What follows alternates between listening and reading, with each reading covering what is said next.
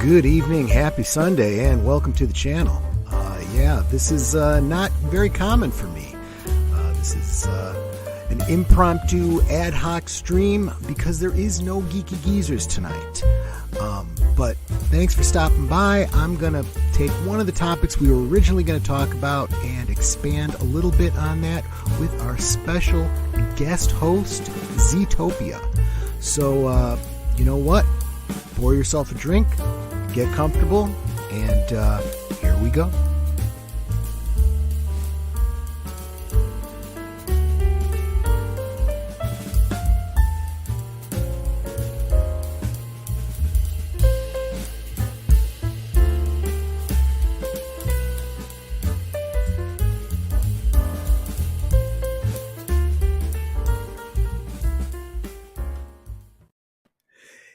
Yeah, this is what happens when I wasn't planning on doing a show and I had to get it all put together like right away, less than a half hour. Like a professional. Yeah, well, almost like a professional as I get. It's kind of talking with Z-Topia in the green room about professional versus what we do. Anyway, speaking of Z-Topia, let me bring him in here. Hey, Z-Topia, how you doing, my friend? Good. How are you doing tonight, Troy? I'm doing well.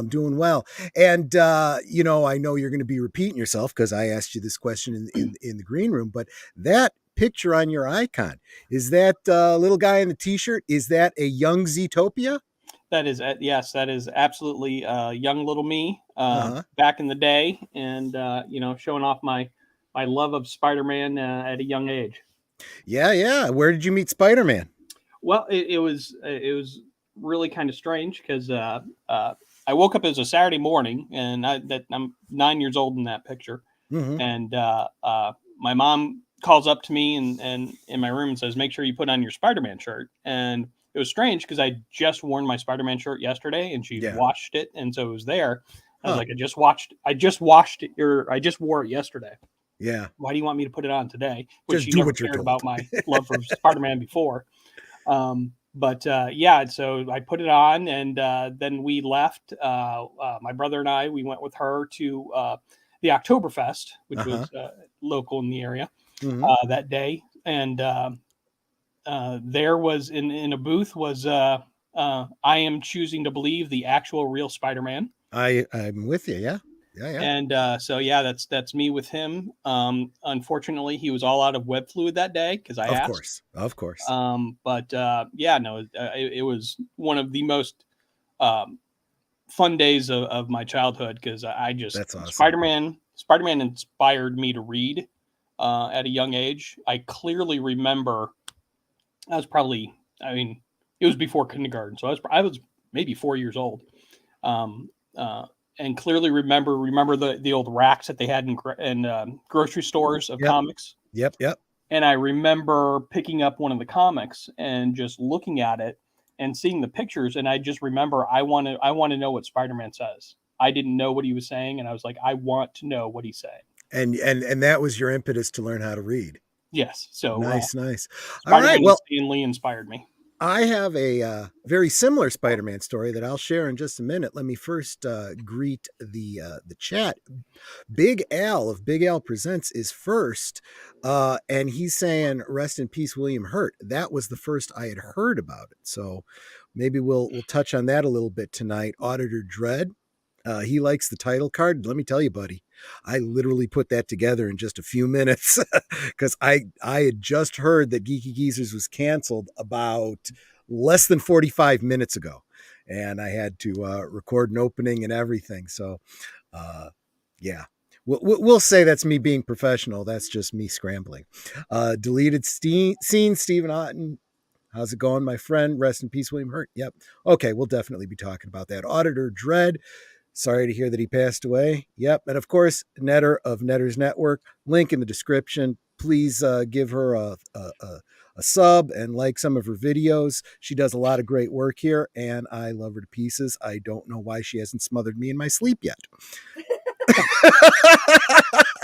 But I'd say that's a good sign of a successful relationship. Hi, y'all. Netter says hi. Joshua V. Good evening, guys. What's with the Superman topic tonight? Well, we'll get into that in just a second. David Pensack, good evening, everyone. Where's Boomer? Daniel Heron, Soundtracks with Birdman, is asking. He had an emergency, and I don't want to go into it any more than that because it's not my business to tell. He himself is okay, but it's a family situation, and I'm sure he'll share what he feels comfortable sharing in his time. He just wasn't going to be able to stream tonight, so I'm just keeping the time slot warm for him. Let's see. You're quick on your feet with the sudden change. Thank you so much, Auditor Dread. I'm trying to be a good co-host and not let you guys down and keep the audience coming back. Let's see. True professional. Thank you, Auditor Dread. Netter's Network has plans for you, Troy. Yeah. Well, she can't make it look like murder because insurance doesn't pay out on a murder. That's what I keep telling her. I said, you gotta make it look like an accident. My fear is that she'll start talking to my mother about that, and then I'm in real trouble. Anyway, so I had hinted at, I didn't hint at, I specifically said that I had my own Spider-Man story. Back when I was a kid, there was we didn't know about it in advance, so I had no way to prepare for it. My mother used to take me shopping at one of the local shopping malls. Were a little bit different back in the 70s, and but it was a similar concept. You had your anchor stores on either side, and back then one of the anchor stores was a store called Zare. Okay, and those aren't around anymore, but you could think of them as Zare was comparable at the time to Kmart. They were a competitor of Kmart, which I suppose now would be like Walmart, you know. But it was just the nickel dime type stuff. It wasn't groceries or any of that kind of stuff. They had toys, they had sporting goods, they had whatever that you would expect to find otherwise, other than groceries. And they also sold comic books. And so they had pulled up all their comic books to the front, and there was Spider-Man, and he was giving away free comic books to people and signing them. Well, what I got was not what you'd think of as your regular comic books. They were comic book sized record books, action records, right? And one was a Spider-Man story, and one was a Fantastic Four story. And what I find kind of funny is that he signed the Fantastic Four one. Doesn't matter. It was, and many years later, I found out that they were really just record book versions of actual comic books. So I was able to look up online and see how that Fantastic Four story ended up and so forth. And that was pretty cool. I didn't get to see him shoot his web either, but it wasn't that he was out of web fluid that day. He said that he had an agreement with Zare that he wouldn't shoot it out because it makes a mess, and they wouldn't like that. And he didn't need J. Jonah Jameson talking about what a menace he was messing up, the Zare in, Hillside. So I said, okay, no, I totally get that. He takes enough grief from J. Jonah Jameson. So, of course, I'd never read any of his comics at that time. I only knew it from the cartoons, but yeah, I certainly knew that well enough. But anyway, so as I always ask my co-hosts when I do a stream, what you sipping on, Z-Topia? I just have a regular full strength Coke on ice. Nothing wrong with that. There was a time I considered that to be the hard stuff. Tonight, I am having 2 fingers of Jameson Irish whiskey. I happen to see that I had a bottle of it in the fridge because I couldn't find my whiskey stones. But that's okay because this is still chilled. I couldn't find them. I looked. Do you like those whiskey stones? I've gone and I now have I make those big huge ice cubes. Rather than getting the little ones. Do you like the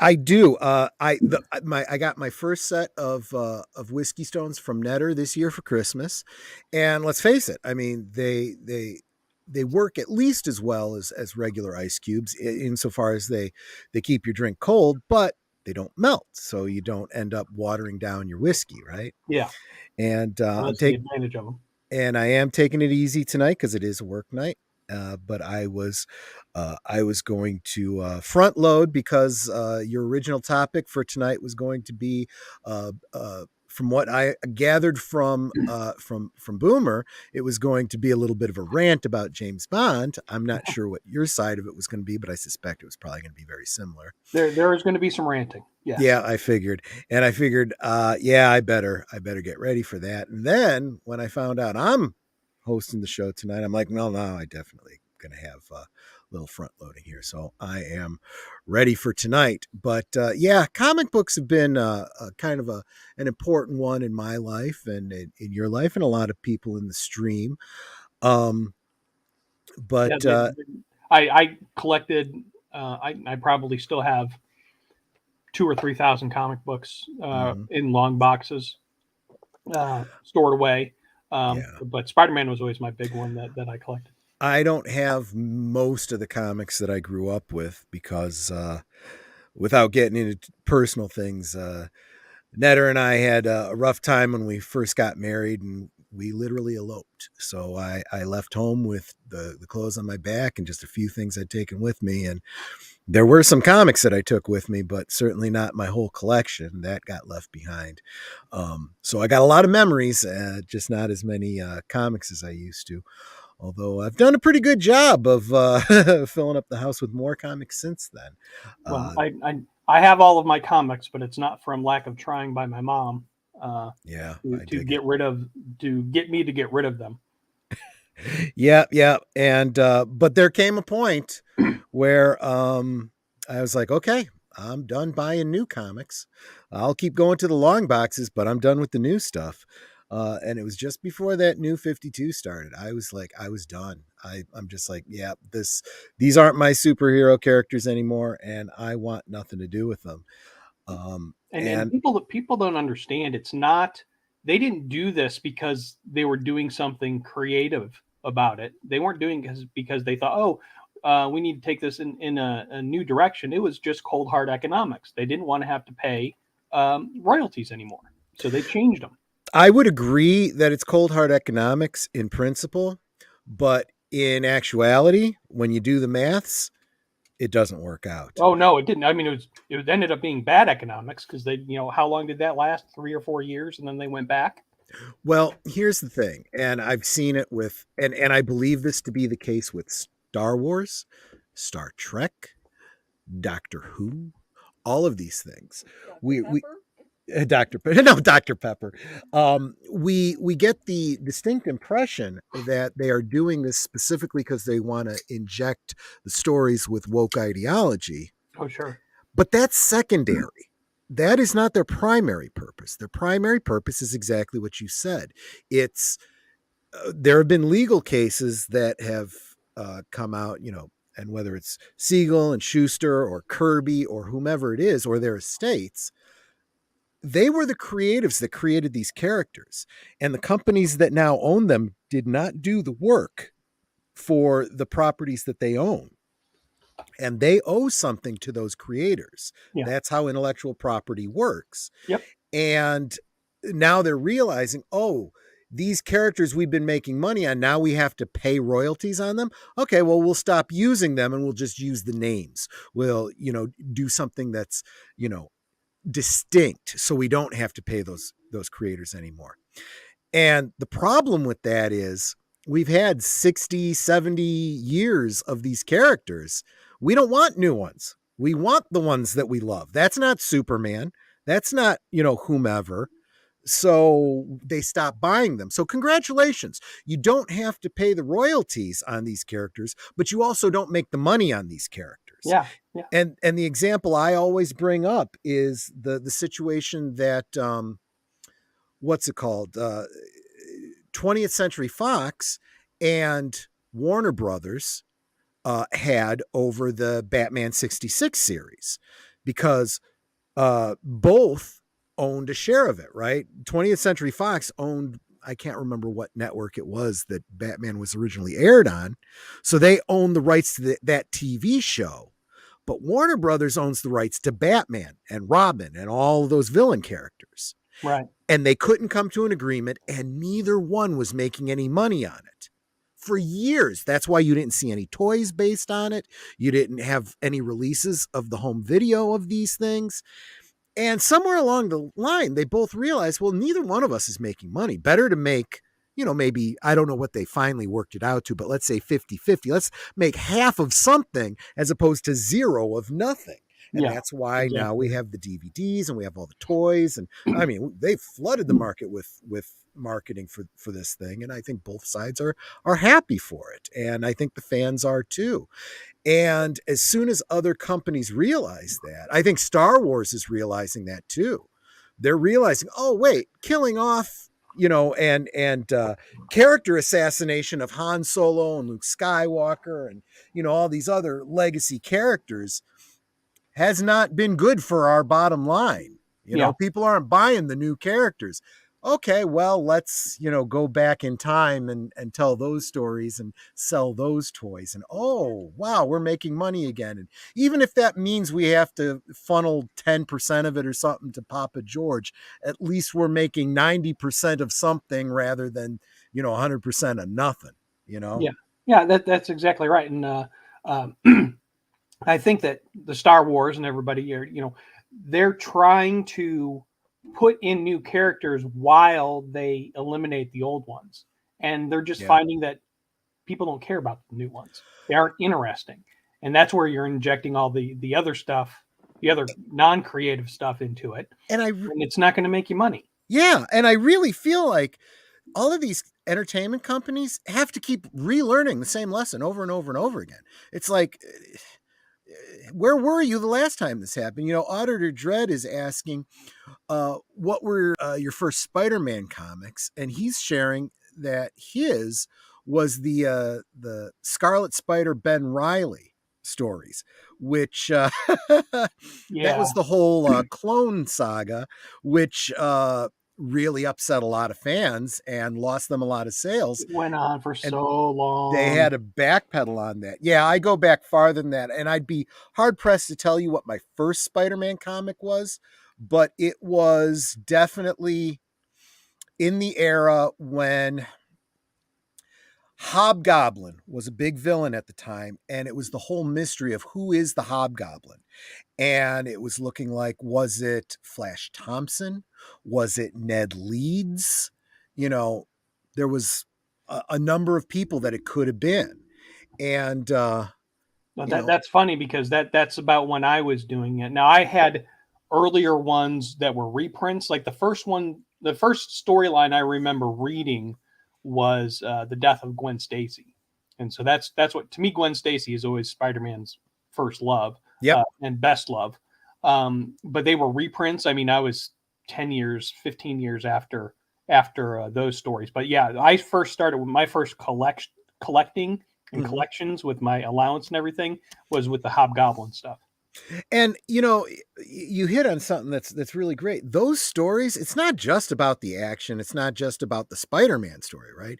It was about Peter Parker. Oh yeah. I related so well to Peter, and boy, this was one of those weird we always talk about comic book characters staying the same age, right? Right. But Peter Parker was one of those ones that was kind of slowly aging, right? Yeah. He was high school, college, got out of college, tried becoming a professional photographer, stuff like that, tried to find his way.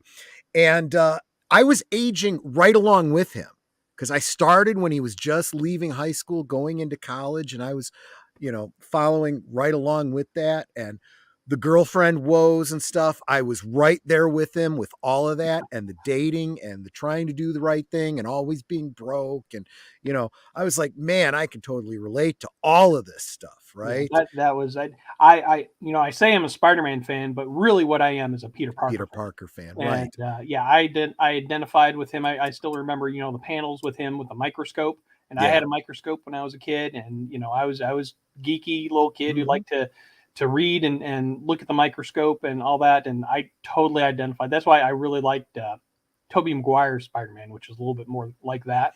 Yeah. I I'll tell you, love Spider-Man, but I was a Peter Parker fan. I'll tell you the thing that bothered me about and why I never watched who's the second kid, the middle guy, Andrew Garfield. Andrew Garfield. I never saw any of his movies, and the reason is because I was hoping that it was going to be a kind of a continuation, just recasting the character, and that wasn't what it was. It was a literal reboot. And I'm Right. like, that's ridiculous. You only got 3 movies out and you're rebooting again. Exactly. And then when they got to crap, what's the new kid's name? Tom Holland. Right. Tom Holland, I was like, hey, this is pretty cool. They're not rebooting, they're just kind of picking up en medias res, right? So you can believe he's the same Spider-Man from the Tobey Maguire, or he's the same one from the Andrew Garfield, as you choose, right? Yep. And then the last movie throws that one out the window, making it very clear that they're separate. And I'm like, oh, frick. And that was fine. They never mentioned Uncle Ben. Never in any of the Tom Hiddleston or Tom Holland ones. They never mentioned Uncle Ben. And that's another big problem that I have. This is, and I think a lot of comic book fans have a problem with that. You're leaving out the key to what makes Spider-Man Spider-Man. And I think it was what people most strongly reacted to with Man of Steel was how Jonathan Kent was portrayed, right? Yeah. Oh, you've got to understand what I had in that film. Especially if you're going to pull that whole, sad, tired, well, he's learning to be a hero. Then you don't do the shit that you do with these father figures in their lives. Yeah. Okay. Cause that's where they learn heroism from. Yeah. Well, then give Batman a gun. Let him learn how not to use a gun then, that he doesn't like a gun. I know, right? It's just ridiculous. Superman always figures out a way not to kill somebody. Yeah. And I love the disingenuous argument with the Snyder bots about, when he snaps the neck, right? Well, he had to save those people. No. I'm like, number one, why didn't he snap his head earlier when there were all those other 1,000 people dying in Metropolis? Yeah. So that's bull crap. The 100,000 people who died in the buildings. Exactly. Number two, you're overlooking the fact that this isn't real life. This isn't a documentary, okay, where you could say this is what was happening and he had no choice. This was the writers making a creative choice. That's exactly right. Yeah. Because in comics and in movies and stuff, that character, their greatest superpower is plot armor. And I don't mean the bad plot armor where you go, oh yeah, Deus Ex Machina. No. I mean, they have the ability to always know what's right. Even if they doubt themselves, even if they question it later, you as an audience know they did the right thing because they are who they are, because they're heroes, right? Yeah. And that's why I always go back to the Batman 78, right? With that's basically the same story, right? Superman 2, right? Sure. As soon as people are in danger, he goes, all these people, and you see the gears turning. He allows his public image to take a hit. Right. You see the gears turning, and that's one of the great acting moments of one of many that Christopher Reeve does. You see him thinking, what am I going to do? How do I fix this? Yep. I'll lead them out of the city. He doesn't even think twice about his ego or what people think of him. And you even hear someone, he's leaving us. Right. And it's like, it breaks your heart. And Superman, he's got the super hearing. He can hear that. That breaks his heart. But he's like, nope, I'm saving your life. Yeah. And he leads them out of the city. Right. Yeah. And that's the difference between a Richard Donner who's like, what would Superman do, versus a Zack Snyder who's like, wouldn't it be cool to see all the buildings fall down? Exactly. And that's where, these creatives write themselves into a corner, right? And they destroy, and you have certain audiences that will defend them no matter what, because they're not critically thinking through their stories, right? Auditor Dreads, let me bring up his comment real quick. Man of Steel had faulty logic. Superman needs to know killing is bad by doing it is like he needs to try kryptonite to know it's a bad thing. Well, look, I mean, I don't even have superpowers, and I've never killed anyone, and I know killing's wrong, right? It's how you were brought up, right? You know, and Well, it's this not even was that. It's just instinctual. I know not to kill somebody. You can go back to that. look at the and again, it all comes back to Jonathan Kent, right? Right. You look at Man of Steel. What should I have done? Should I have let them die? I don't know, maybe. That's not what Jonathan Kent says. What No, Jonathan Kent says is, I don't know why you're here, but I do know you're here for a reason. I don't know whose reason. I don't know. But I'll tell you what it's not. It's not to score touchdowns. that's exactly right. And when he says that, it's like, man, you know, he knows that he's got a greater purpose, and he's instilled that in him, right? Yeah. And you see it throughout, and then he dies, right? Yeah. And it's not that he died out of choice, you know, it was truly natural causes, and that teaches him the lesson. Yeah. You know, that's also why I didn't like. I don't care for all the what was it, the Red Krypton storyline or the series where it's like, well, if he's just raised by somebody else, there is a certain inherent goodness to Superman. Yeah. But whenever he has bad instincts, there's Jonathan Kent in his ear. Yeah, exactly. Don't give into it. Don't do it. You're better than this. But and tell me, you know that you're worth more. Tell me it doesn't make the hair on the back of your neck stand on end when you hear him say all these powers that I had, and I couldn't even save him, right? Yeah. You compare that to the Superman that we got in Man of Steel. All these powers, and I could have saved him, but I didn't because he wanted to die. Yep. That kind of ruins the story, you know? Yeah, I never liked Zack Snyder's, you know, he wants to deconstruct all of these things, but Warner Brothers hasn't constructed them yet. You know, let him do a Watchmen. He can do that, all that he wants, and play around in that world. But to construct a superhero, a symbol of goodness, he's not good at it. And I don't think he wants to. Maybe is good. He just doesn't want to do it. It's not what interests him as a filmmaker. And you're absolutely right. I never cared for his DC universe. I wanna welcome Lynn Matthews to the channel. Lynn, I hope you enjoy the show tonight. I hope I earn a subscription from you. Lynn says, but you would kill if you had to. Big difference. Someone with Superman's powers has one of the best things about having superpowers like Superman has is having a lot more options, right? Where I might have to kill in order to protect the people around me, Superman would have non-lethal options at his disposal that I would not have. But I will defend. Oh, you are a sub. Thank you so much, Lynn. I super appreciate it. Oh, sub to me. Yeah. You'd encourage Netter a lot if you subscribe to her. Her link is in the description below. What was I saying? Oh yeah, no.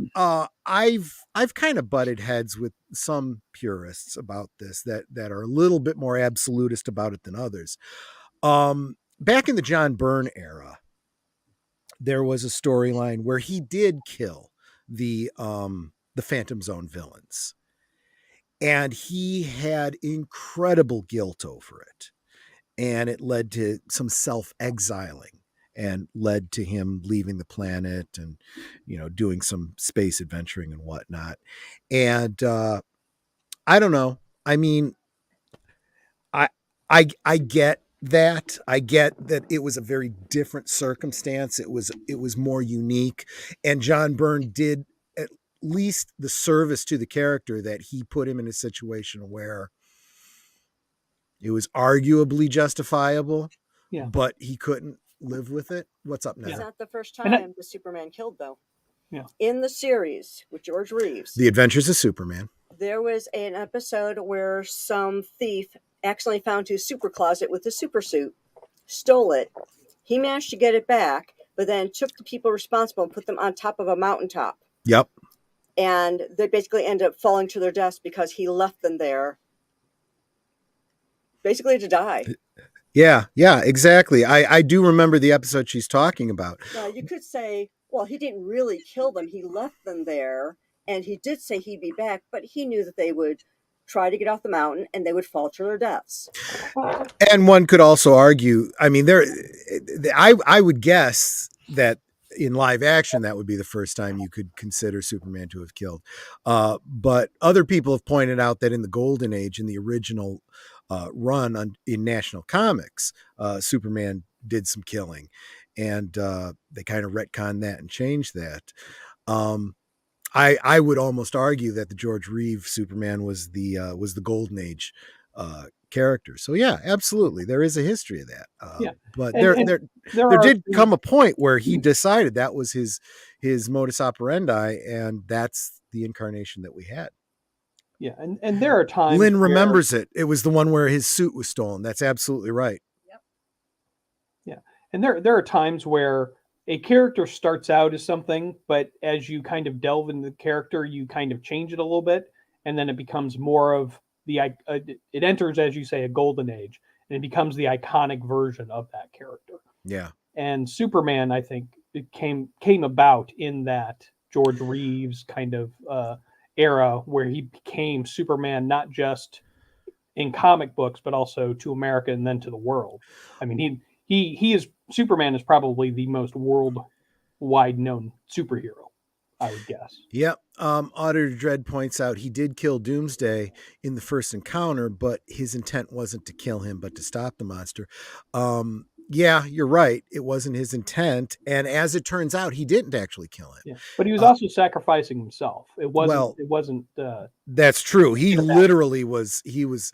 You know, if you're going to kill somebody and die in the process, that's pretty much a life for a life. But as it turns out, as we find out later, Doomsday is actually immortal. You can't kill him. If you kill him, he comes back stronger.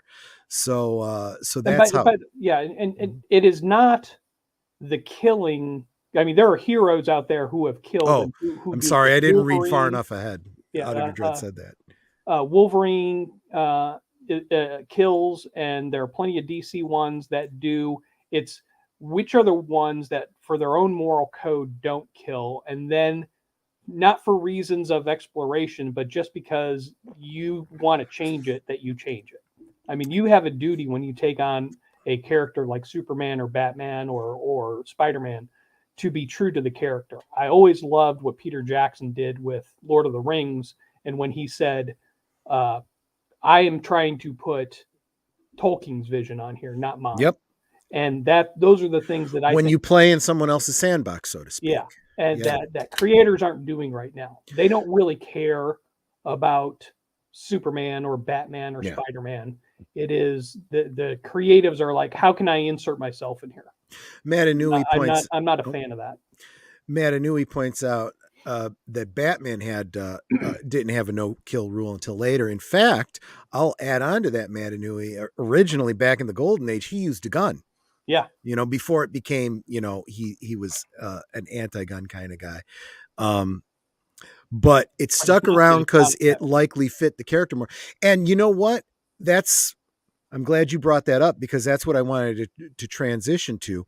And that's that there are things, I mean, if you always go back to the origin of a character, the Golden Age or whatever, and say, well, this is how it was back then, you've got to accept that in 60 years, these characters have evolved. And what is canon is what we consider canon now. So Batman having a no-kill rule, no guns rule, Superman having a no-kill rule. Yeah, you can point to a time before that, but that's what it is now, okay? And there's nothing wrong with changing something as long as you're changing it for the right reasons and it is accepted, okay? Going back to what we were talking about before, Ben Reilly, right? That whole Ben Reilly clone thing was an attempt at a change that the fans rebelled against. So they said, okay, no, we're not doing that. But nobody ever rebelled against Superman deciding that he wasn't going to kill, or that Batman was going to be against guns or whatever. And it worked well, and it became a staple part of their character, you know? So, and what you were saying, Z-Topia, speaks directly to something I've been talking about recently. And it's this idea that if you are playing in someone else's sandbox, you've got to respect that. Like the Peter Jackson analogy. When Star Wars was purchased by Disney, they bought an existing franchise. They didn't do it so they could transform it. Because if they were going to do that, why spend $4.8 billion to do so? You could spend $1 million on someone else's book and make your own thing. Yep. Right? The reason they do it is because it already has a fan base. So when some bumblechuck just comes along and says, well, we're going to jettison all the old fans because we want to cater to new fans, that's the exact opposite of why you spent $4.8 billion. You're jettisoning everything we spent all that money on, you dumb bitch. I mean, seriously. So I don't understand. I don't understand because Bob Iger specifically said we bought Star Wars because we want teenage boys because we already have the teenage girls. And what have they done with every movie and TV show since? Moved more toward making Star Wars princesses. It makes no sense. Chuck. Lynn's laughing at that. I censored myself. I was going to say something else, and then I turn around and call her a bitch. So I mean, it's my channel. I don't even have to be consistent. Yeah, but you're shooting 50%. That's pretty good. That's fair. I mean, bitch is probably better than the bumble that I was going to say.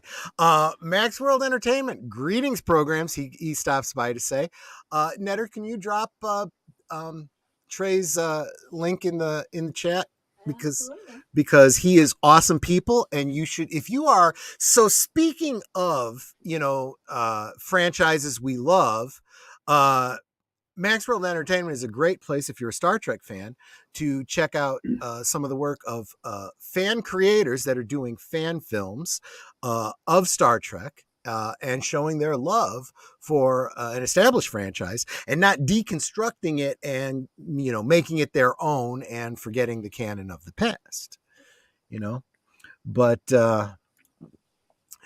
Troy's taking down all the bumblechucks. I'm never going to be able to go back to the original word. I'm going to be stuck with bumblechucks from now on. That's going to become something I'm going to have to start putting on my t-shirts when we find a vendor that we can work with. So I did start the year letting everybody know I was planning to start putting out merch, but we have had a very, very difficult time with the vendor that Netter was working with. They keep screwing up my samples. So if they can't get my samples right, they're not going to get your orders right, and I don't want to do business with them. But I am planning on putting out some t-shirts that say what you sipping on and own physical media. And now I think Bumblechucks is going to be making it into my merchandise at some point. We started something tonight and you guys were all a part of it. Thank you so much. I'm worried that they're going to stop putting out physical media anymore for some of the stuff. Well, that's funny you say that because while we are getting, things like the Netflix series like Daredevil and so forth, what we have not yet gotten is seasons 1 and 2 of The Mandalorian. So that does raise the question: are they ever going to release it on physical media? But the problem with that is it does keep Star Wars behind a paywall. If you do not subscribe to Disney Plus or Sail the High Seas, which I'm not necessarily saying, is the way to go. Yeah. But have you seen that Disney Plus is now going to have a commercial option? Well, that does kind of take away from the idea of it being behind a paywall, but then it begs the question: why not release stuff on physical media? Exactly. I stand corrected because absolutely right. There are he does host fan films for Jumanji, Batman, Mask. I'm just saying that it's mostly Star Trek, and some of my favorites have been Star Trek.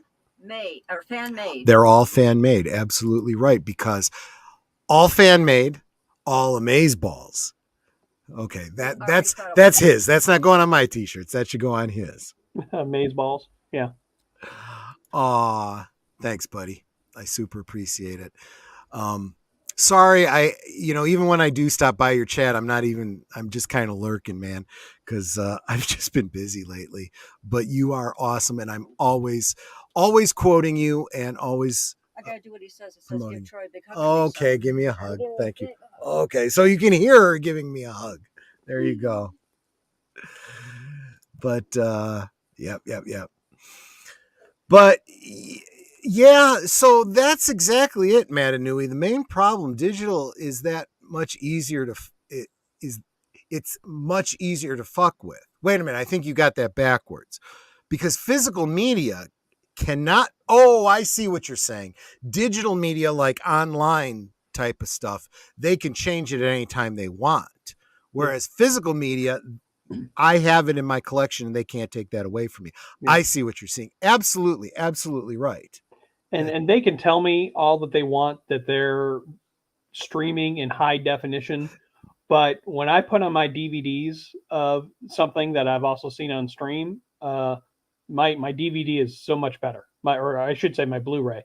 My Blu-ray looks so much better. I watched the Raiders of the Ark the other month, and it was actually on Netflix, and I watched it, and then a couple months later I watched it on Blu-ray, and Blu-ray just looked so much better. I mean, there wasn't even a comparison, and they can tell me that they're streaming in all of this high quality HD TV stuff, but it does not look the same as if you own physical media. So I just recently, and I don't mean to get off topic, but I'll just mention this.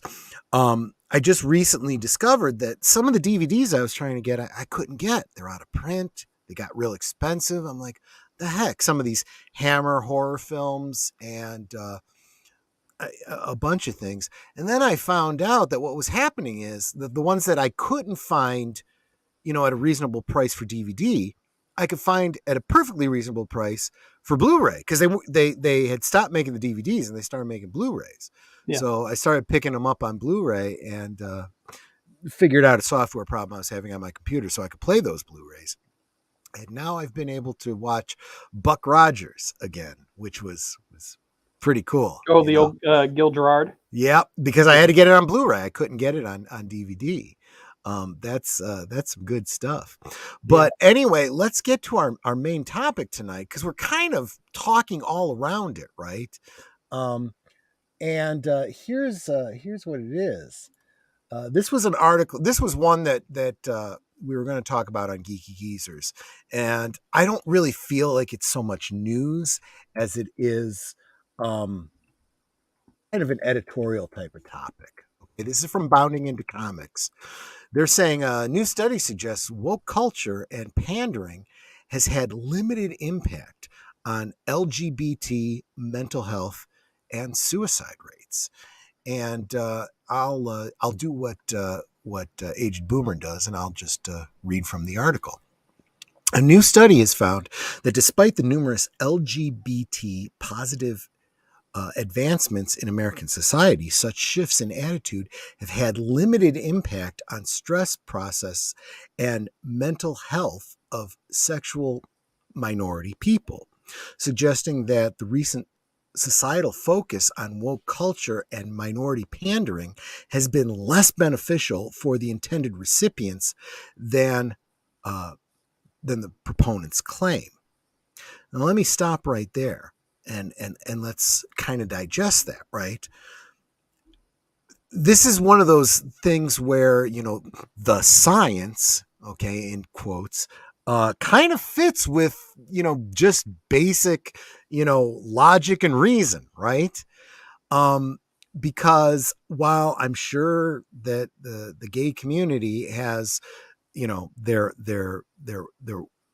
length and breadth of perfectly well-adjusted people to, people with serious problems, just like the whole rest of the population does. The idea that ascribing any issues they might be having to specifically this one aspect of their personality is kind of ridiculous, right? Yeah. I mean, and this idea that, and look, I mean, at the risk of sounding like the stereotypical, I have gay friends and therefore, the fact is, it's true. I am not gay. I am not even a tiny bit. Yeah, well, from Netter's point of view, thank goodness, right? But the fact is that I'm a human being. And as a human being, I am able to think abstractly. And I am able to imagine what it would be like if I was in that situation, right? Okay. And let's face it, the society we live in 2022 is very different from the society we lived in the 50s, 60s, 70s, 80s, 90s. Okay. Time periods are different. And we live in a time period, at least in the West, at least in the United States, that is incredibly positive towards the gay community. Okay. One might even argue that it is trendy to be gay.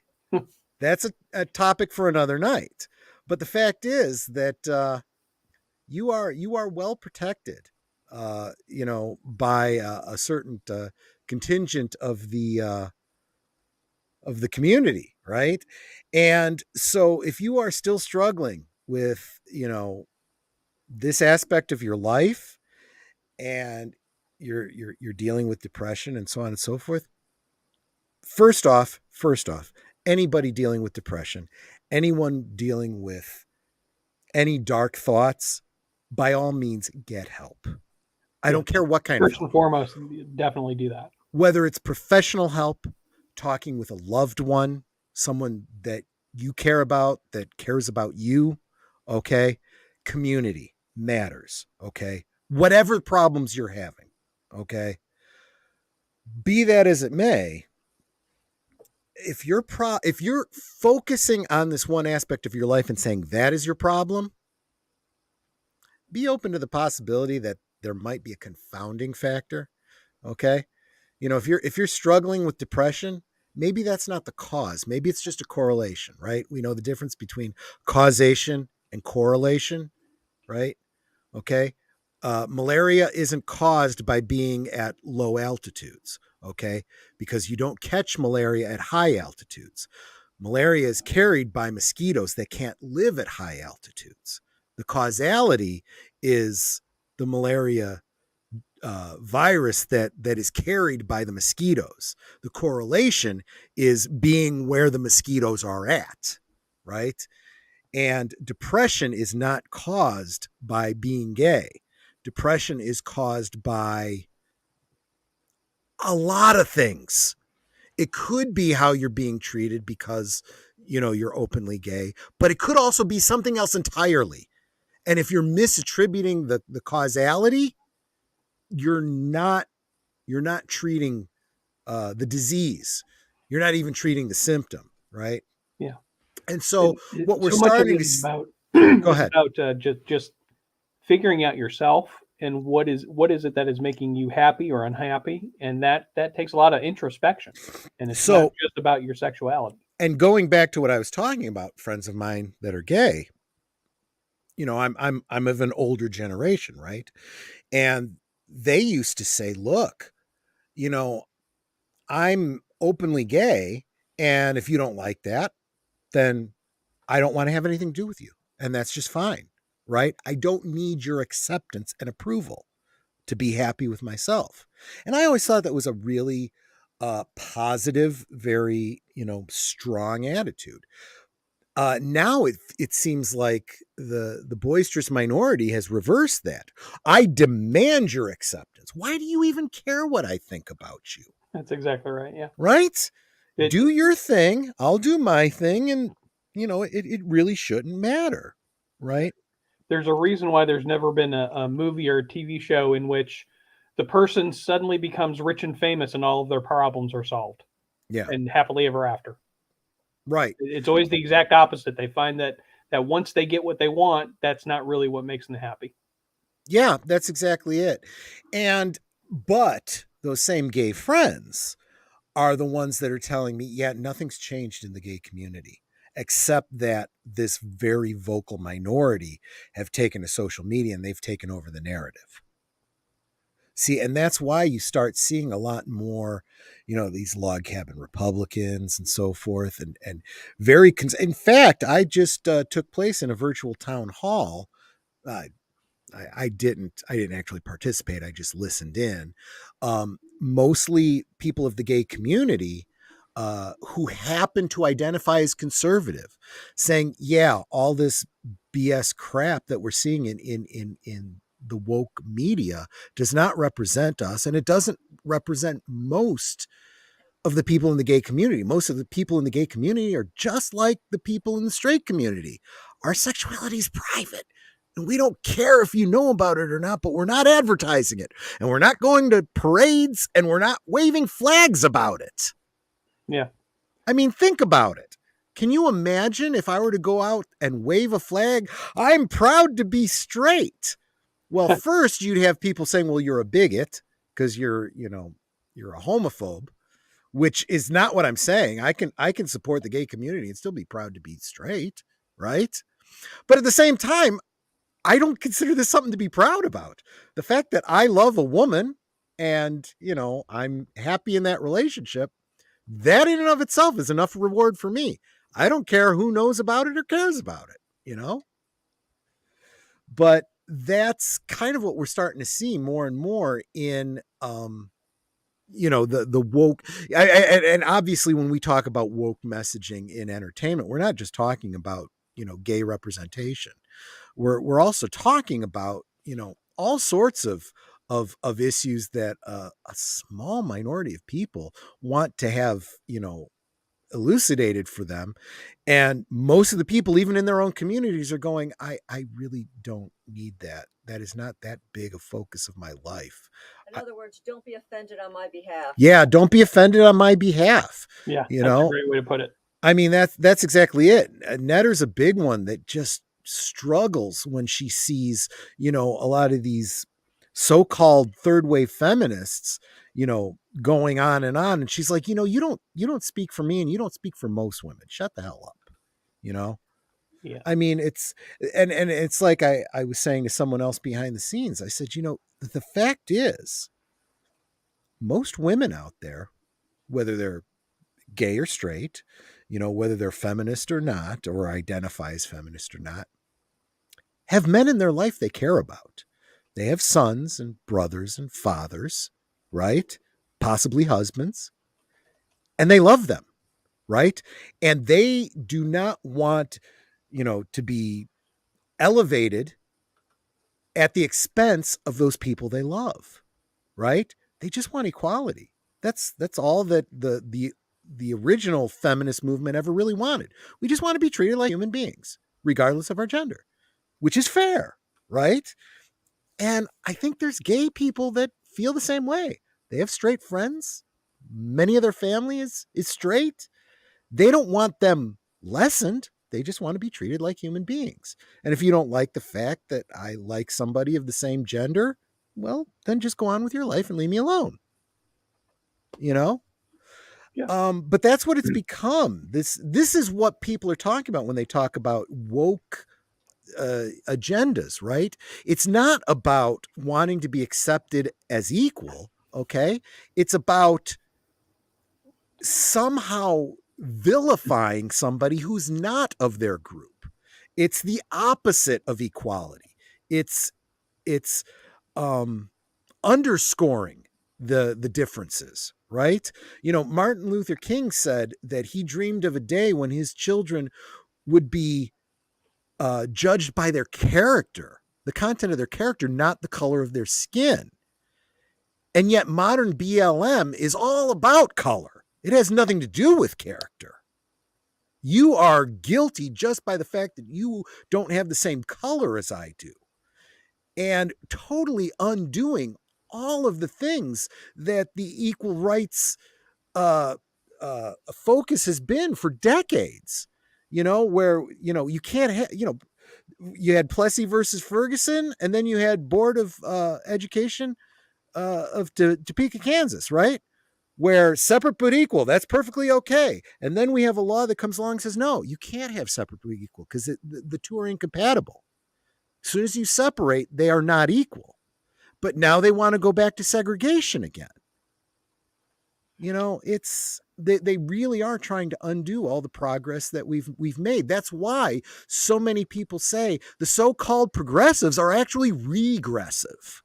Yeah. They're trying to go back to the bad old days and fight the old fights of the past. Yeah. I can't underscore that there are people and groups and forces in America that want to see us divided. That they see that one of our strengths is that while we're not perfect, that we do have a lot of the same shared vision of democracy and freedom and equality, and they don't like it, and so they use words like equity to divide us. Yep. They sow division and resentment and say those people have something that you don't. We need laws in order to give it to you. Right. So it's just awful. And this is what Matanui is getting, I think, if I'm understanding you correctly, Matanui, and correct me if I'm wrong. He said normal is allowing people to not care. I think it's this woke agenda is forcing people to not care. It's desensitizing people. You know, if everything is racist, then nothing is, right? If I can't win, then I'm not even going to try anymore. If I can never be right because of the color of my skin, I'm not even going to try anymore. And exactly as Z-Topia said, it's just driving wedges. And that's what people are trying to do. Because it means we don't have to listen to each other. Because Troy, every time you say something, I know what you really mean. I know that you're really being an istophobe. Yeah. Yeah. Because of the color of my skin and my gender. I know that when you say that, you're not being genuine. And that's it fosters feelings of not listening to each other, because I already know what you're like, Troy. I don't need to get to know you. I know what your group is like. So and see, the irony is that people that really do know me, like you to some extent, definitely Boomer, definitely Netter, okay? After 30 years, I better. Yeah, she says she speaks Troy speak, right? Because I'll speak all kinds of gibberish that no one else understands, and she'll know exactly what I'm talking about, you know? Because you do know me. And if you don't know me and all you know is the color of my skin, well, honestly, I don't care what you think of me. You know what I'm saying? Auditor Dread says, ideologues will take advantage of any marginalized group to push a narrative and claim to be their allies while not supporting their actual beliefs. I mean, I really hadn't intended to get into the whole situation going on in the Ukraine right now, but I see all these virtue signalers on socialist media talking about gay this and gay that in terms of the Ukraine. And I'm like, if you think that some gay agenda has any friggin' thing to do with what's going on over there right now, you're a dumbass. Yeah. If you think not Dunbass, which is something else directly related to this. Yeah. Yeah. Putin is not sitting in his office saying we got to get them. Because of some gay agenda. Right. Yeah. Exactly. And if you think that's what it is, you need to shut the hell up because you don't know what you're talking about. In fact, I've said this many times on social media. If you're virtue signaling about the Ukraine and you don't know what the Donbass region is and what has happened there for the past 8 years, you better go do some reading before you make another tweet, you dumbass. Yeah. But yeah, right. Auditor Dreaded, Bumblechuck's exactly right. I think we just found you a new catchphrase. Yeah, right. Kurt Vonnegut wrote a story about society that worded to make everything equal. I think you're referring to Harrison Bergeron. Which is both a short story and a film starring Sean Astin. Great film, great story, slightly different endings, but the concept is basically the same. This idea of equity, right? Everyone has to be equitable. Everyone has to be equal. So no. It's not that everybody has to be equal. Everyone we have to make everyone at an equal spot. Right. We have to make sure that nobody's too smart. We got to dumb down the smart people while we raise up the less intelligent, make everyone average. right? Yeah. But the problem with that is you end up with a society that stagnates. That is not progressive. That is regressive. Yeah. You never innovate, you never create, you never grow. You just stay the same. And there are people in our society, certain people where these rules would not apply to them, that absolutely want to keep society exactly the same because that maintains their power. We just got done with the Olympics. You try going in there and telling all of those athletes, none of you are going to win a gold. All of you are going to end up at the finish line at the all same of you time. are going to get a participation method. What were you going to say, Nutter? I learned how to lose gracefully because I didn't get a participation award every time I did something. Yeah. Because I either won or I didn't win. And if I didn't win, I had to not be a sore loser about it. Yeah. When I was in all kinds of competition, whether I was it was soccer or the chess team or archery or whatever, I would win awards, and sometimes it'd be a trophy, sometimes it would be a ribbon, whatever. And I put all of them up on display, and I realized I was getting a lot of these participation awards. And I looked at it and I'm like, I got all these participation awards. And my mom said, yeah, those, everybody gets those. They don't mean anything. I'm like, well, why the hell am I displaying them? She goes, I don't know. And so I just threw them all away. I'm like, they don't mean anything. It's a pat on the head. Oh, you tried. You know, it's condescension. And honestly, that's what a lot of this woke messaging is. It's condescension. It's pandering. I'll tell you what, you know who's really doing some great content about this is Wolf 10 Media. Over on his channel, he does a lot of talking about this. He's oftentimes said, I don't need a black character to represent me on screen. I need a heroic character because, I can look at that person and be heroic, right? Regardless of the skin color of that person. I look for the positive attributes in them and strive to be more like them, right? Yep. And at the same time, there are a lot of great black superhero characters that deserve movies that aren't getting made. But instead, they want to race swap all the white characters. That does absolutely nothing. That does nothing but tokenize. And that's pandering, and that's the exact opposite of being fair and equitable and equal. It's being equitable. Anybody could be Superman. Okay, so it doesn't mean anything to be Superman, is what you're saying. Yeah. Right? Superman isn't Superman because of his powers. Superman is because of how he uses his powers. Yeah. And sometimes when he doesn't. That's what makes Superman and does it matter that he's portrayed as a white male? No, it doesn't. But he has been, okay? Yeah. Historically. You change that, and now suddenly you draw attention to it, and now suddenly you're making the opposite point that you think you're making, that you want to make. Right. And yeah, I mean, it's... Look, I grew up loving Zorro. I loved Zorro and those the old shows and the movies. Loved it. Zorro wasn't what my ethnicity was not reflected in Zorro. Yeah. But I loved him. And Zorro was a hero. He was not a Mexican hero. He was not a Spanish hero. He was a hero. And that's what I liked. Yep.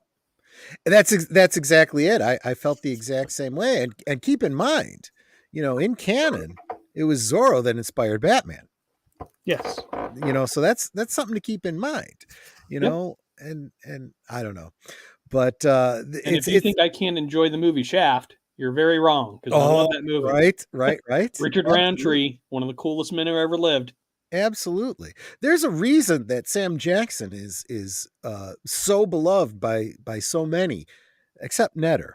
It has nothing to do with the color of his skin. It has to do with the fact that you don't touch another man's collector cards. Yeah, she has a real problem with what he did in the Avengers. Coulson's cards. And that's one of the things I love about Netter, because she totally gets the whole collector thing, right? So she's a perfect geek wife.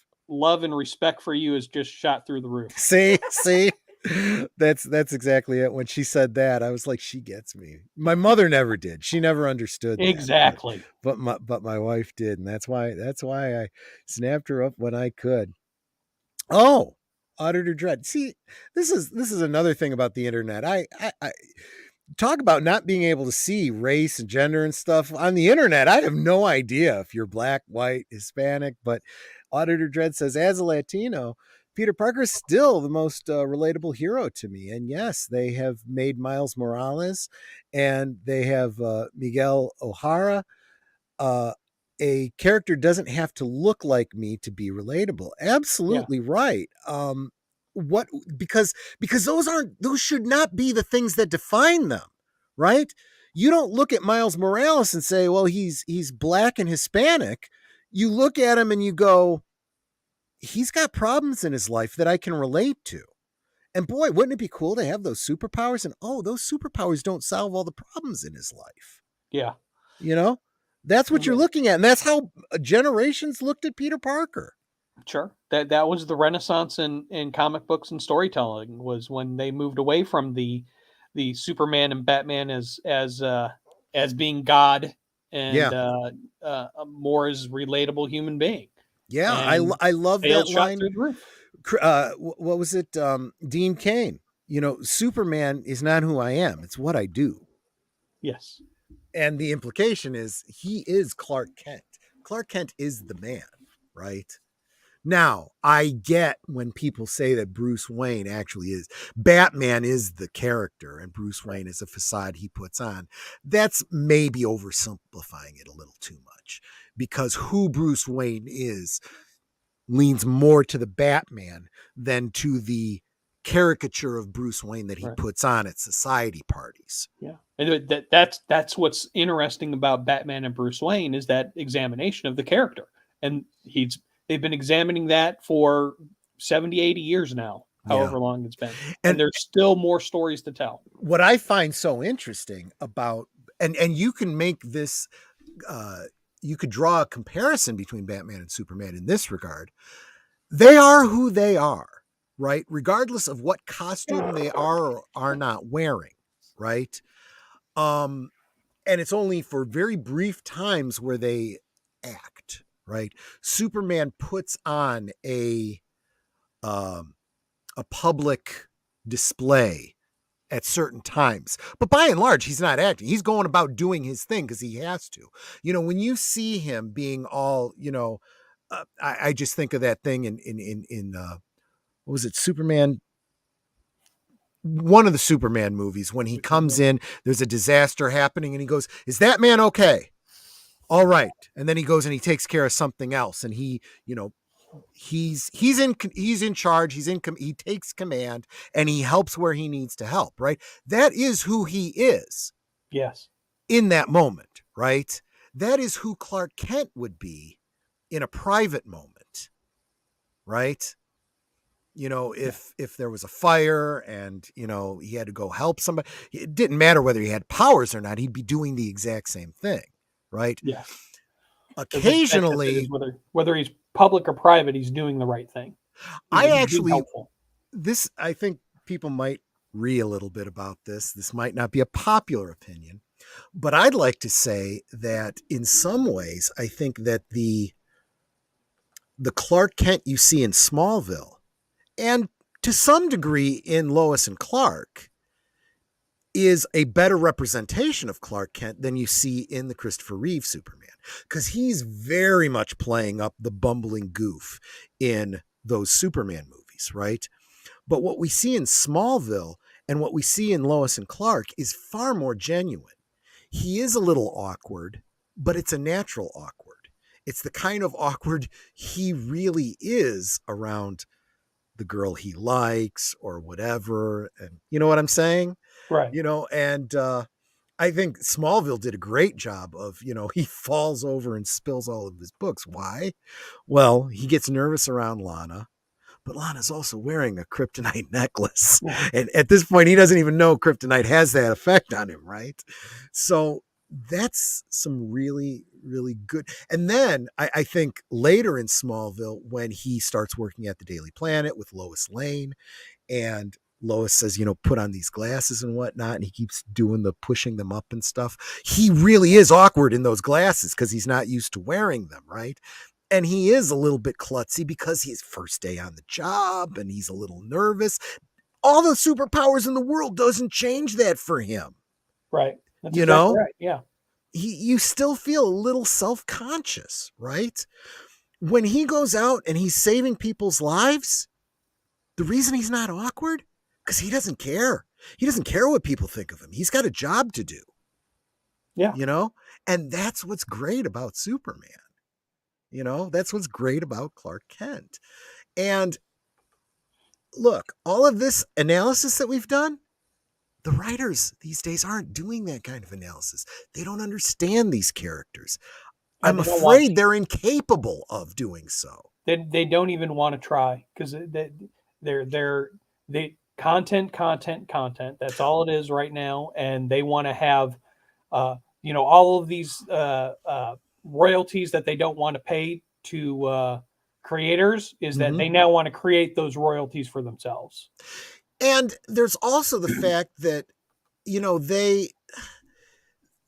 they look down on comics and they look down on fiction in general. And because it's fiction, they're like, well, we can do anything we want with it because it's fiction. Completely ignoring the creative process of understanding how narrative works. There's history there. There's canon. You don't just ignore that because it's fiction, okay? Any more than you ignore the bottom level of a deck of a stack of cards because it's just a building made out of cards. I can do whatever I want. Well, sure you can, but it's not going to stand if you knock the bottom out from under it, if you don't have a good solid foundation. Let me get back to this article. Let me read a little bit more from it. The 2016-2017 study conducted by a team of psychologists and sexual orientation specialists and brought to Bounding Into Comics attention by Gothic Therapy YouTube channel, co-host Master of the TTS, studied a total of 1,518 LGBT participants in order to assess how stress, identity, connectedness with the LGBT community, and psychological distress and suicide behavior varied across 3 distinct classifications of sexual minority people in the United States. According to the researchers' finding, across the 3 groups labeled Pride, born 56 to 63, Visibility, born 74 to 81, and Equality, born 1990 to 1970, named after the respective, it quotes, issues facing each specific LGBT generation, though members of the younger generation were coming out sooner than their predecessors, there were no signs that the improved social environment attenuated their exposure to minority stressors, which included both distal stressors, such as violence and discrimination, and proximal stressors, such as internalized homophobia and expectation of rejection. Psychological distress and suicide behaviors also were not improved, and indeed were worsened for the younger than older cohorts, the studies shockingly found. These findings suggest that changes in the social environment had limited impact on stress processes and mental health for sexual minority people. Now, I am not going to, draw a causality there, but I am going to speculate that if you, as somebody who has lived in let's say a more repressed sort of generation where there is a stigma to being gay, and you have some internalized issues about it, you can certainly blame the circumstance you are in. If you suddenly find yourself in a society where those stressors do not exist, and in fact you are supported very highly in that community and by the people around you, it kind of takes away your excuses, doesn't it? If you're still feeling stressed and anxious and, feelings of self-harm, it's kind of hard to blame it on a society that isn't oppressing you. So that causes you to start questioning exactly what it is. Now, I'm not going to speculate, but I was a psychology major in college. Okay, so I do understand the things that they are looking at and addressing. And you have to start looking at trying to find connections between things that are politically not correct to look at. Okay, you have to come up with a hypothesis and test it. And one hypothesis I would test is the correlation between, sexual identity and depression. Okay, is that depression? A lot of people make the assumption that it is caused by your environment. But when the environment is not causing those stressors, what do you have left? What other correlation can you draw? Is it possible that just being different is correlated to being depressed? You need to look at that. And me bringing it up, people are going to and they're going to say, you're a homophobe. Well, I'm just asking the question. Someone has to do that study and find it. Because maybe whatever condition it is that you enjoy, a different outlook on life also has the side effect of causing you some stress in your emotion. There's a cost to that. Maybe. And I'm not making a value judgment on it. It's like saying being a white person comes with a higher risk of skin cancer. It does. It's biological. That doesn't make it, doesn't mean I'm oppressed because I'm white. It just means, I'm at a higher risk of skin cancer. Guess what? If I was black, I'd be at a higher risk of sickle cell anemia. It's just biology. That's not homophobia. That is not any kind of phobia, But if we never look at that, we'll never find out. And you're doing a very, very horrible disservice to that whole community. But again, just my opinion. Yeah. I don't know. It is depression and figuring out for yourself where your happiness is and how to get there. It's not an easy thing to do. And in all honesty, it's a lifelong pursuit. What makes you happy at 25 isn't what's going to make you at 35 or 55. And figuring that out is a lot of what makes us people, and not just what gender we are or what sexuality we have. Yeah. Auditor Dread, bringing it back to Superman, says, I don't think you're wrong, Troy. Also, you have a Lois that loves Clark as opposed to Superman in both Smallville and Lois and Clark. I would argue that Smallville and Lois and Clark did a great job of getting past the whole Superman Clark Kent duality for Lois, right? Unlike the Man of Steel movies, where we don't even get through a full movie before she knows he's Superman and, it no longer matters. You did have Lois having a relationship with Clark in Smallville, having no relationship with the Blur, which was Superman in Smallville. And she knew Clark as Clark, and her relationship was based on who he really was. And then when she found out he was the guy with the superpowers, didn't change anything for her, and in Lois and Clark,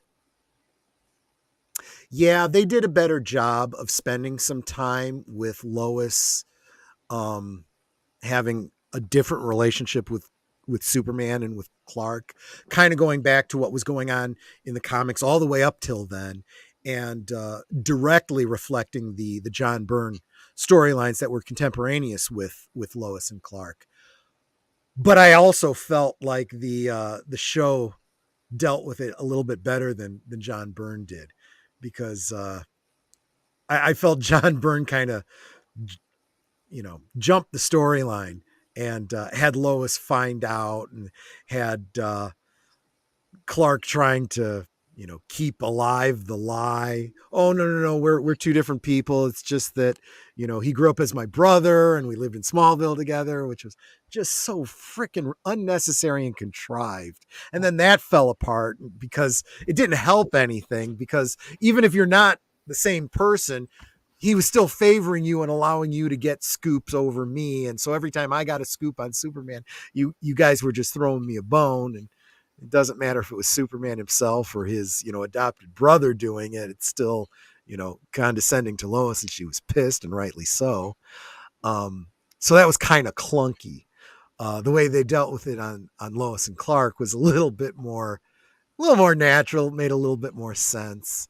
And they played around with it in a very of its time kind of way, where she'd find out and then forget, and they played with the will they won't they kind of aspect to it. But then, when she finds out, it's like, that whole having his head on straight about it. Look, yeah, I'm him, and he's me, and really I'm me, and Superman is what I do, not who I am.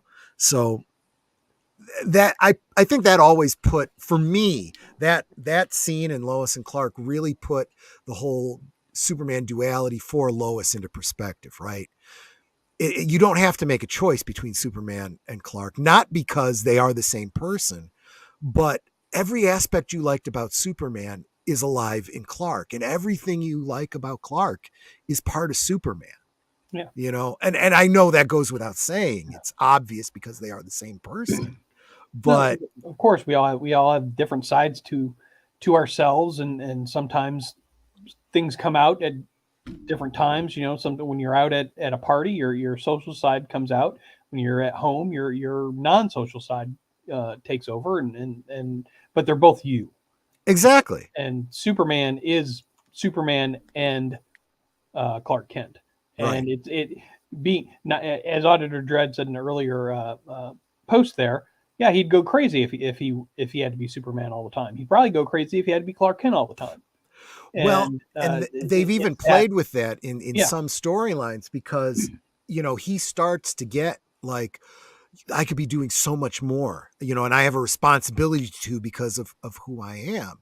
Yeah. And it's usually someone like, if it's, a younger story, it's usually Jonathan. If he's older, it's Lois saying, yeah, but if you do that, you burn out and you can't help anybody, and I'm trying to remember who it was. I think it might've been Lois, who said, it's kind of like when we take a flight and the flight attendant says, you put the mask on yourself before you put it on the child and help them. Because if you pass out, you both are lost, and Clark would be like, oh yeah, I guess that makes sense. If I don't take care of myself, I won't be around to help other people, Right. And there's also been all these things I can do, and I couldn't even save him. The fact is, you can't save everyone. Even if you were Superman 100% of the time, you can't save them. There was a period where they did the holy trinity of DC Comics: Wonder Woman, Batman, and Superman. They each had these oversized one-off special issues with art by Alex Ross. It was Truth, Justice, and Peace. Wonder Woman being truth, Batman being justice, and Superman being peace. And Superman does an experiment where for 24 hours he does nothing but Superman stuff, and he tries to solve all the world's problems. One of the ones he tries to address is world hunger. And he's bringing food to, third world countries and stuff. And he ends up running afoul of the local governments that are trying to oppress their people and use food as a, way to control the population. Sure. And, he would bring them food and the government would move in and destroy it. And they would say, look, you are interfering in a sovereign nation. You're breaking our laws. And if you do that, we know we can't stop you, but we can take it out on our people. So stay out. Yeah. And he realizes, okay, well, this is a problem that I have no way of solving without becoming a dictator or something and basically becoming what I'm fighting. So he realizes, okay, so these global problems I can't solve. And in a way, it forces him to focus on what he can take care of. He can take care of the US, he can take care of Metropolis. He can, he is much more like Bruce than he realizes, right? His scope has to change despite what his powers are. Yeah. Yeah. And you're exactly right. And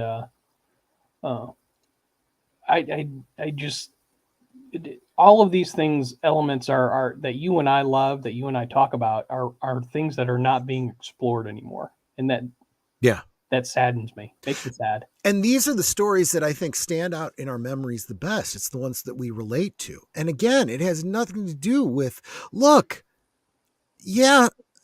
Superman looks a little bit superficial like me. We have the same skin color, but he's super buff and he's got a full head of hair and he's from another planet. So, we definitely don't have the same ethnicity and he's got all these superpowers. Okay. So he doesn't really look a lot like me. Right. Yeah. If anything, I probably look a lot more like Peter Parker than, or at least I did growing up. I probably look more like the Blob or the Kingpin than either. I went through my Kingpin era. In fact, on my Facebook page, when I had a Facebook page, I did a cosplay of Kingpin, and I was spot freaking on. I was at Chicago Comic-Con dressed as the comic book version of Kingpin, and I'm talking purple pants, white shirt, white jacket, the whole bit. Classic. Cigar, yeah. And I wasn't in the main costume thing. I was in the Marvel Comics booth competition for costumes, judged by some of the artists of the time, and I won first place. Oh wow!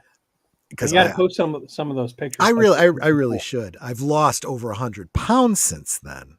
So I'm more Lex Luthor than Kingpin at the time. That's next time you can be Lex. And I did. I went down to Metropolis, Illinois, and did. I did a couple different versions of Lex. I did the comic book version. I dressed in the purple and green with the bandoliers and whatnot, and got an autograph from Margot Kidder. And oh wow, yeah, and oh shoot, I'm drawing a blank on her name. She played Ursa. Oh yeah. Threw her off completely because you go and you pick up a picture that they're selling there. You're really paying for the picture, right?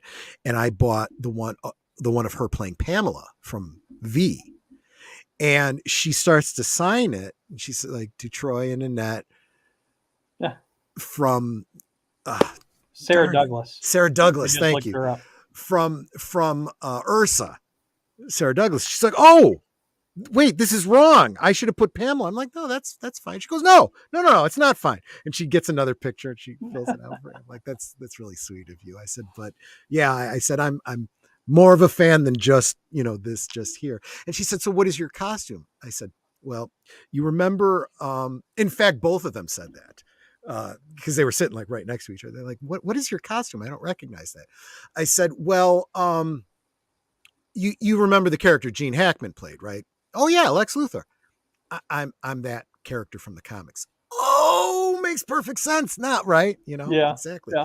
Following day though, I wore the Gene Hackman outfit, with the wide lapels and and the bad wig and everything.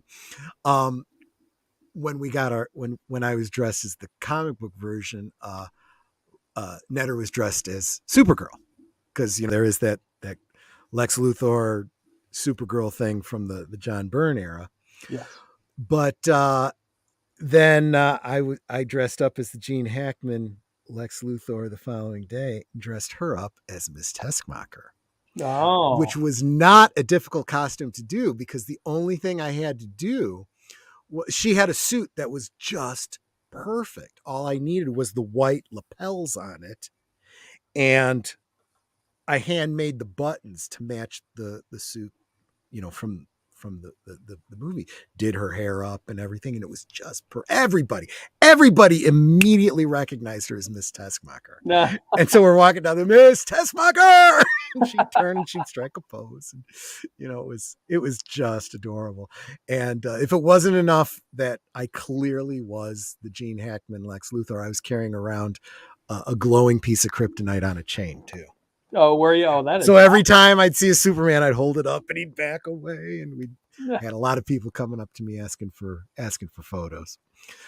But have you seen there's somebody who was posting on Facebook that they went to a con dressed as Uncle Ben, and every time they saw Spider-Man, he'd lay down in front of them and then take a picture of Spider-Man going, no. I didn't see that, but I have seen a couple that went to Comic-Con dressed as Thomas and Martha Wayne. Now, really, it's just, a guy in a suit with a hat and a woman wearing pearls. But every time they'd see a Batman, they'd go and they'd lie down in front of him. Exactly. Boom! Right. Suddenly you get it, right? And yes, that's just perfect. That's absolutely. But yeah, so that's all I had today. Although I think I do want to circle back around and say, yeah, rest in peace, William Hurt. That kind of really sucks. Well, and I like and remember him because he was in one of my favorite adaptations of one of my favorite properties, Dune.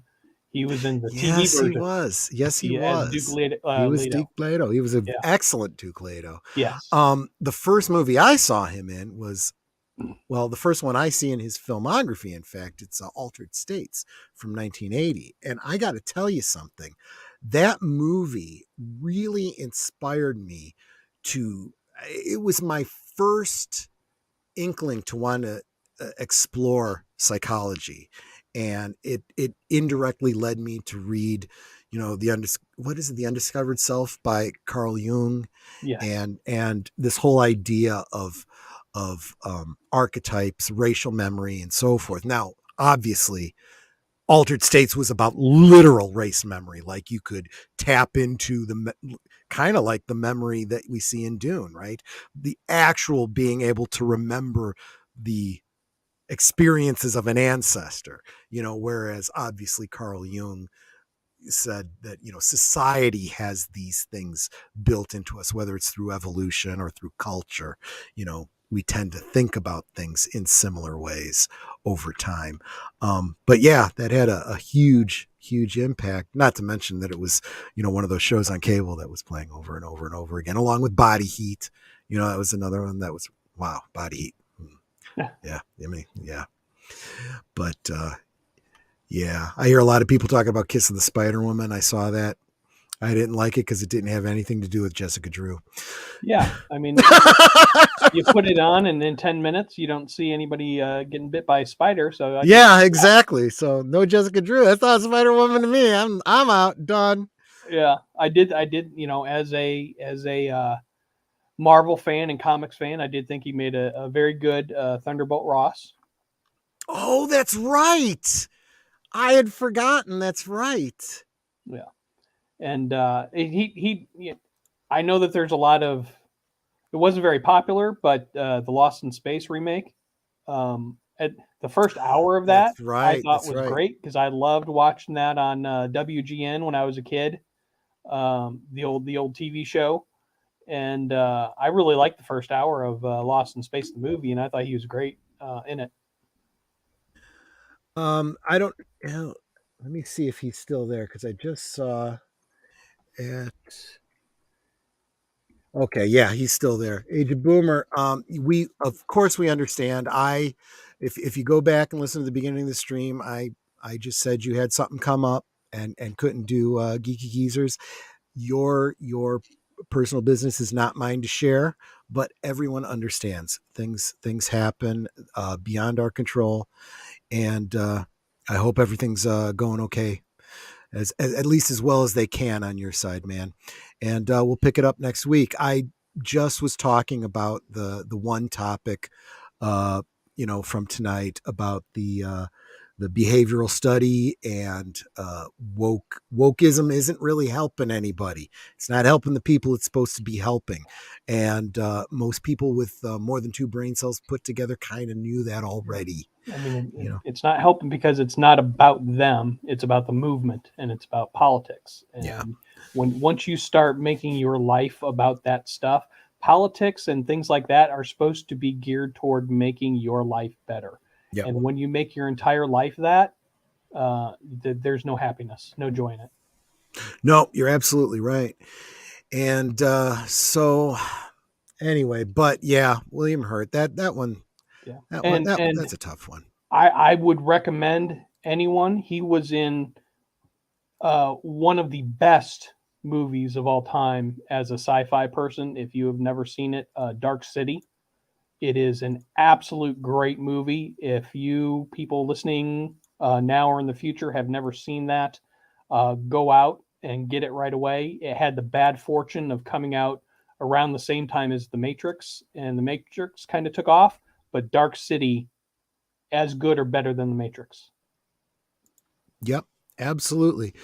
So what we usually do when we wind up on a show is we kind of go through what we got coming up in the week. And so let me first ask you, Z-Topia, is there anything that you've got going on or that you know about that you want to promote tonight? Nothing. I'm more of a fill-in and guest host person. That's fair. So I always enjoy doing that. Always love talking with you. And now I have more reasons to love Netter. So I'm excited about that. And I anytime I can come on and talk to you and Boomer, and I love soundtracks with Birdman. Sorry we didn't get to talk about Batman too much, but I saw that. I give it a C for anybody who's listening. That's people that are being honest. That's what I'm kind of getting from them. Yeah. It's a great 2-hour movie. Unfortunately, it's 3 hours long. Yeah, that's what I've heard. I do believe, yeah. and I don't want to speak for Aged Boomer, but I'm guessing that you guys are probably going to reschedule the topic that you were going to do today, and that was going to be to talk about No Time to Die. Oh, sure. And so we'll look forward to that in another one. I figured no sense trying to cover that tonight because it's not really time sensitive and it's really an Aged Boomer topic. So yeah, and I'll definitely be listening to Soundtracks with Birdman on Wednesday. I always love that show, and that's what I'm looking forward to. But before that, on Tuesday night, and this I didn't mention this on Friday because I get fuzzy at the end of a stream on Friday, and Saturday I actually just forgotten, but I will be over on Supreme Heretics channel. He hasn't posted it yet, but I would go over there and subscribe.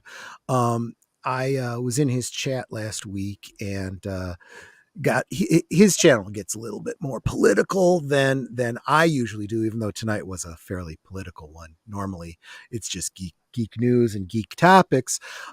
His is a little bit more political, and he was like, wow, how refreshing. Someone else who understands what's going on and can talk intelligently about it. And I'm like, if you want me on, I'd be happy to stop by. So I will be over on his channel Tuesday evening.